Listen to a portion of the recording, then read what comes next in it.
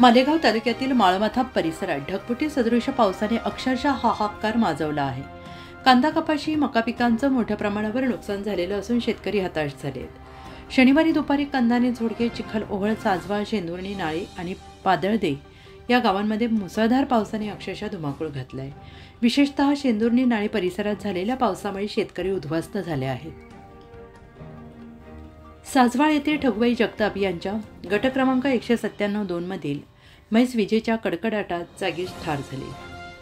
घटनेची माहिती मिळताच महसूल विभागाचे अधिकारी घटनास्थळी दाखल होऊन पंचनामा केला. लवकरच शासकीय मदत मिळेल असे आश्वासन देण्यात आले. गेल्या काही दिवसांच्या उघडीपीनंतर अचानक कोसळलेल्या या पावसामुळे नदी नाले तुडुंब भरून वाहू लागले आहेत. परंतु तालुक्यातील काही भाग अद्याप पावसाच्या प्रतीक्षेत आहे.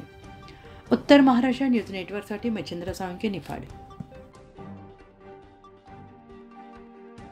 आत्मा मालिक मल्टी स्पेशालिटी हॉस्पिटल येथे मोफत सुविधा, एंजिओग्राफी, एंजिओप्लास्टी, बायपास सर्जरी, सर्व प्रकारचे ओपीडी केस पेपर फ्री, सोनोग्राफी फक्त 400 रुपयात, एक्सरे फक्त 100 रुपयात, लॅब तपासणीवर 50% सूट, औषधींवर 20% सूट.